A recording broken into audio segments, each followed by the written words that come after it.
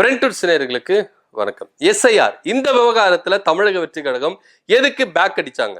எஸ்ஐஆரை நாங்க எதிர்க்கிறோம் அப்படின்ற ஒரு விவகாரத்தை கூட்டினாங்க. தமிழக அரசு அனைத்து கட்சி கூட்டத்தை கூட்டினா நாங்க போயிட்டு என்ன பண்ணுவோம், கலந்து கொண்டு எங்களுடைய கருத்துக்களை முன்வைப்போம், எங்க எதிர்ப்புகளை தெரிவிப்போம் அப்படின்னு சொன்ன தமிழக வெற்றி கழகம் இன்னைக்கு அனைத்து கட்சி கூட்டத்தை திமுக கூட்டியிருக்கு. இந்த விவகாரத்துல இப்போ தமிழக வெற்றி கழகம் பேக் அடித்ததுக்கான காரணம் என்ன அப்படின்ற ஒரு விவகாரம். நீங்க எஸ்ஐஆரை எதிர்க்கிறீங்க, இதை வரவேற்கிறோம். உங்களை அங்கீகரிக்கப்படாத கட்சின்னு தேர்தல் ஆணையம் உயர் நீதிமன்றத்துல சொன்னாலும் உங்களை ஒரு கட்சியா மதிச்சு என்ன பண்ணாங்க, கூப்பிட்டாங்க. போனீங்களா? போகல. ஏன் அப்படின்னா எஸ்ஐஆரை அப்போ நாங்க எதிர்க்கிற மாதிரி எதிர்க்கிறோம், அதே சமயம் பாஜகவுக்கு நாங்க கை கொடுக்கிறோம் இப்படின்ற ஒரு விவகாரத்துல தமிழக வெற்றி கழகம் இருக்குதா அப்படின்னா ஆமாம் இருக்குது அப்படின்ற ஒரு பார்வையில தான் நம்ம பார்க்க வேண்டியதா இருக்கு. ஆனா தமிழக வெற்றி கழகம் இங்க நாங்க ஏன் போய் கலந்துக்கல அப்படின்ற ஒரு தகவலை முன்வைக்கிறாங்க.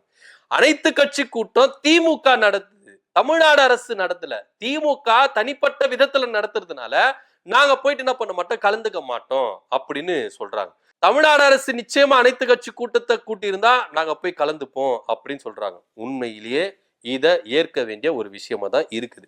அதுல எந்தவித மாற்று கருத்து இல்லை. ஆனா இங்க ஒரு பெரிய கட்சி, ஆளுகிற கட்சி, அந்த கட்சி எஸ்ஐஆருக்கு எதிர்ப்பு தெரிவித்து ஒரு மாபெரும் கூட்டத்தை கூட்டுறாங்க, அனைத்து கட்சி கூட்டத்தை கூட்டுறாங்க. உண்மையிலே டிவிக்கு எஸ்ஐஆரை எதிர்க்குதுன்னா அந்த அனைத்து கட்சி கூட்டத்துக்கு நீங்க போயிருக்கணுமா? அது திமுக நடத்துதோ, அதிமுக நடத்தாது, திமுக நடத்துதோ, வேற எந்த கட்சி நடத்துதோ, போய் உங்களுடைய கருத்துக்களை சொல்ல வேண்டியது தானே.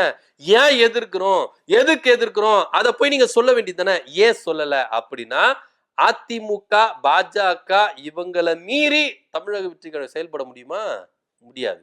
தமிழ்நாட்டுல பாஜகவை மீறி செயல்படவே முடியாது. அதுக்குதான் சிபிஐ தன்னுடைய அலுவலகத்துக்கு அனுப்புனாங்க பாஜக. நீங்க சிபிஐ விவகாரம் நீங்க எடுத்துக்கங்க. கரூர் சம்பவம் எங்களுக்கு சிபிஐ தான் வேணும் அப்படின்னு அடம் பிடிச்சு போனாங்க தமிழக வெற்றி கழகம். இவங்க என்ன கணக்குல போனாங்க, திமுக மேல குற்றம் சாட்டணும், காவல்துறை சரியில்லை, அரசு தரப்பு சரியில்லை, திமுக காரங்க சரியில்லை அப்படின்னு நம்ம டைவர்ஷன் பண்ணி விட்டோம். சிபிஐயோட டைவர்ஷன் அங்கதான் இருக்கும் அப்படின்னு நினைச்சாங்க. ஆனா சிபிஐ அங்க டைவர்ஷன் பண்ணல, யூட்டன் அடிச்சு இவங்களுக்கு வந்துட்டாங்க. இன்னைக்கு தமிழக வெற்றி கழக அலுவலகத்துக்குள்ள வரைக்கும் சிபிஐ என்ன பண்ணிருக்காங்க, இறங்கி இருக்கிறாங்க. இறங்கி கேரவன, அதாவது பிரச்சார வாகனத்தை ஆக்குபேட் பண்ணிருக்காங்க. சிசிடிவி காட்சிகள் வேணும், விஜய் தரப்புல இருந்து எடுக்கப்பட்ட வீடியோ காட்சிகள் வேணும், எல்லாமே எங்களுக்கு வேணும் அப்படின்னு சொல்லிட்டு சம்மன் அனுப்பி இருக்காங்க. கிட்டத்தட்ட 306 பேர்கிட்ட விசாரணை நடத்தணும் அப்படின்னு சம்மன் அனுப்பியிருக்காங்க. தமிழக வெற்றி கழகத்துல சார்பா அந்த கரூர்ல கூட்டத்துக்கு அரேஞ்ச்மெண்ட் பண்ணவங்க யார் யாரு பொறுப்பாளரு, ஒவ்வொரு கிராமத்திலையும் ஒவ்வொரு தொண்டை எத்தனை பேர் கூட்டு போயிருப்பாங்க, அவங்க எல்லா லிஸ்ட் எல்லாத்தையும் கலெக்ட் பண்ணி 306 பேர் மேல சிபிஐ என்ன பண்ணிருக்கு, வழக்கு தொடர்ந்து இருக்கு. இப்போ நாங்க அனைத்து கட்சி கூட்டத்துக்கு எஸ்ஐஆர் மூலமா நாங்க போய் கலந்துப்போம், நாங்க எஸ்ஐஆர் என்ன பண்ணல, எதிர்க்கிறோம் அப்படின்னு தமிழக வெற்றி கழகம் சொன்னாலும் அனைத்து கட்சி கூட்டத்துக்கு போகல. அது திமுக கூட்டுதோ எந்த கூட்டுதோ, ஆனா எஸ்ஐஆர் சார்பா தானே கூட்டினாங்க. நீங்க எஸ்ஐஆர் எதிர்க்கிறீங்களா? அப்ப நீங்க என்ன பண்ணணும், எந்த கட்சி கூட்டமா இருந்தா உங்களுக்கு என்ன, நீங்க போய் என்ன பண்ணணும், உங்க கருத்துக்களை பதிவு பண்ண வேண்டியதானே. ஏன் பண்ணல? சரிப்பா அதை விட்டுருங்க, அனைத்து கட்சி கூட்டத்தை நீங்க கூட்டுங்க, ஏன் கூட்டல? இப்போ திமுக கூட்டுது அதனால நீங்க போல அப்படின்றீங்க.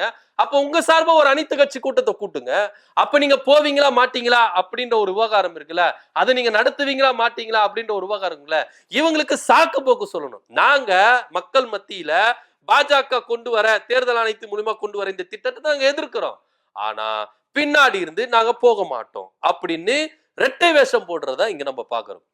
உண்மையிலேயே தமிழக வெற்றி கழகத்துக்கு இந்த எஸ்ஐஆரை எதிர்க்கணும் அப்படின்னு மனசுல இருந்ததுன்னா எந்த கட்சி கூட்டம் கூட்டினா என்னங்க, நீங்க போயிட்டு உங்க கருத்துக்களை முன்வைங்க. ஏன் எதிர்க்கிறோம் அப்படின்ற சொல்லு. அருண்ராஜ் அன்னைக்கு வாய்க்கிலேயே பேசினார்ல, நாங்க எதிர்க்கிறோம், ஆனா தமிழ்நாடு அரசு அனைத்து கட்சி கூட்டத்துக்குன்னா போகணும். திமுக கட்சி கூட்டினா என்னங்க, நீங்க போயிட்டு உங்க கருத்துக்களை தெரிவிக்க வேண்டியதுன்னா எதுக்கு நாங்க எதிர்க்கிறோம் சொல்லிருக்கலாம்ல, ஏன் சொல்லல?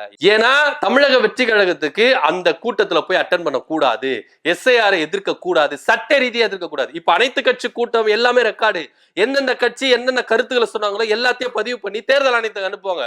இப்ப நாங்க இங்க என்ன பண்ணோம், தேர்தல் ஆணையத்துல போய் முறையிடுவாங்க திமுக, நாங்க அனைத்து கட்சி கூட்டத்தை கூட்டணும், நாங்க ஒரு பெரிய கட்சி, எல்லா சார்பா நாங்க கூட்டணும், எல்லா கட்சியும் இந்த எஸ்ஐஆருக்கு இந்த எதிர்ப்புல தெரிவிக்குது, இந்தாங்க ரெக்கார்டு அப்படின்னு சொல்லிட்டு திமுக என்ன பண்ணும், தேர்தல் ஆணையத்துல பதிவு பண்ணும். சோ அதுல நம்மளும் இடம்பெற்ற கூடாது அப்படின்ற ஒரு பயத்தினாலதான் தமிழக வெற்றி கழகம் போய் கலந்துக்கவே இல்லை. ஆனா பொது வெளியில நாங்க எஸ்ஐஆருக்கு நாங்க எதிர்ப்பா இருக்கிறோம் அப்படின்னு மக்களை ஏமாத்துறதுக்கு, மக்கள் கிட்ட ஒரு சீனை கிரியேட் பண்றதுக்கு நாங்க எஸ்ஐஆருக்கு எதிர்ப்பா இருக்கிறோம், ஆனா அனைத்து கட்சி கூட்டத்தை இதே தில்லு இருந்தா தமிழக வெற்றி கழகம் விஜய் சார்பா அனைத்து கட்சி கூட்டத்தை கூட்டுங்க, எஸ்ஐஆருக்கு எதிர்வா கூட்டுங்க, கூட்டி காட்டுங்க, கூட்டி உங்களுடைய கருத்துக்களை மத்த கட்சியினருக்கு இப்ப இன்விடேஷன் வைங்க.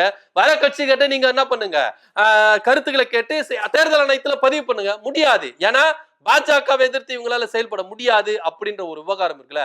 இன்னைக்கு தலைமைச் செயலாளர் 6ஆம் தேதி அனைத்து கட்சி கூட்டத்தை கூட்டியிருக்காரு. தமிழ்நாடு அரசு சார்பா கூட்டியிருக்கிறார். எதுக்குன்னா பிரச்சாரங்களுக்கு ஒவ்வொரு கட்சிகளுக்கும் விதிமுறைகளை விதிக்கணும். கரூர் சம்பவம் நடந்ததுல அப்போ உயர் நீதிமன்றத்துல வழிமுறைகளை வகுக்கணும். ஒவ்வொரு கட்சிகளும் பிரச்சாரங்களை, மறியல்களை, ஆர்ப்பாட்டங்களை எப்படி செயல்படுத்தணும் அப்படின்றத வழிமுறையை வகுக்குங்க.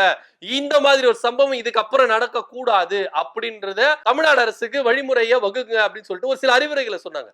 அதன் அடிப்படையில தேர்தல் ஆணையத்தினால அங்கீகரிக்கப்பட்ட கட்சிகளை, எம்எல்ஏக்கள்லாம் எந்த கட்சியில இருக்கிறாங்களோ அந்த கட்சிகளை எல்லாரையும் கூப்பிட்டு எல்லாருக்கிட்டையும் ஆலோசனை நடத்த போறாங்க. இப்ப இதுக்கு போவாங்களா அப்படின்னா அதுவும் ஒரு பெரிய சந்தேகம். ஒரே ஒரு விஷயம் தான், தமிழக வெற்றி கழகம் மக்களை முட்டாளாக்குகிறார்கள், மக்களை ஏமாற்றுகிறார்கள், இரட்டை வேஷம் போடுகிறார்கள், மக்கள் கிட்ட இப்படி பேசிட்டு பின்னாடி போயிட்டு பாஜக ஆதரவா பண்றது. இதுதான் தமிழக வெற்றி கழகத்தினுடைய சுயரூபமா இருக்கு. எஸ்ஐஆர் விவகாரத்திலையும் தமிழக வெற்றி கழகம் இப்படிதான் இரட்டை வேடம் போடுகிறது அப்படின்றத நம்ம இங்க பார்க்க வேண்டியதா இருக்குது. என்ன நடக்க போகுது அப்படின்னு பொறுத்திருந்து பார்க்கலாம். எஸ்ஐஆர் விவகாரத்துல தமிழக வெற்றி கழகம் எதிர்ப்புகள் தெரிவித்தாலும் அனைத்து கட்சி கூட்டத்துல போய் கலந்துக்கல. கேட்டா தமிழ்நாடு அரசு அந்த கூட்டத்தை கூட்டல, திமுக தான் கூட்டுச்சு அப்படின்னு சொல்றாங்க. ஆனா இருந்தாலும் நாங்க எஸ்ஐஆரை எதிர்க்கிறோம் அப்படின்னு சொல்றாங்க. எஸ்ஐஆர் விவகாரத்துல தமிழக வெற்றி கழகம் இரட்டை நாடகம் போடுறத இங்க நம்ம வெட்ட வெளிச்சமா பார்த்தோம். இதை பத்தியோட கருத்து அப்படி கமெண்ட் பண்ணுங்க. நன்றி, வணக்கம்.